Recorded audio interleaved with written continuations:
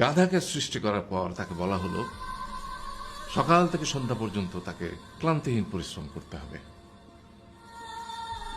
সারা জীবন তাকে পিঠে ভারী বোঝা বইতে হবে, খেতে পাবে শুধু ঘাস, আর তার মাথায় কোনো বুদ্ধি থাকবে না।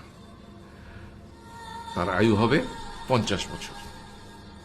গাধা করজোড়ে সৃষ্টিকর্তাকে বলল, আমি এত বছর বাঁচতে চাই না, আমাকে 20 বছর আয়ু দেওয়া হোক। সৃষ্টিকর্তা সেটাই মঞ্জুর করলেন। কুকুরকে যখন সৃষ্টি করা হলো তখন তাকে বলা হলো যে সে হবে মানুষের সবচেয়ে বড় বন্ধু, কিন্তু সে খাবে মানুষের উচ্ছিষ্ট, এবং তার আয়ু হবে 30 বছর। কুকুর সৃষ্টিকর্তাকে বলল, আমি এত বছর বাঁচতে চাই না, আমাকে 15 বছর আয়ু দেওয়া হোক।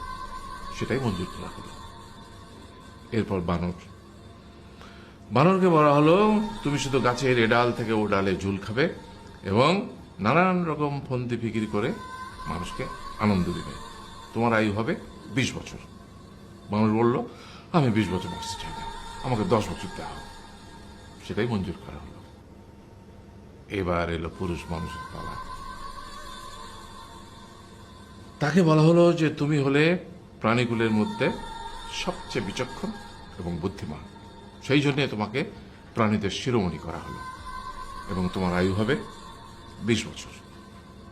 তখন পুরুষ মানুষ বলল, করজোড়ে বলল সৃষ্টিকর্তাকে যে 20 বছর আয়ু অত্যন্ত কম, হে প্রভু, আমাকে ওই গাধার সে যে 30 বছর আয়ু চায়নি সেটা আমাকে দেয়া হোক, ওই যে কুকুর 15 বছর ফিরিয়ে দিয়েছিল সেটাও আমাকে দেয়া হোক, আর যে বানর 10 বছর নেয়নি সেটাও আমাকে দেয়া হোক।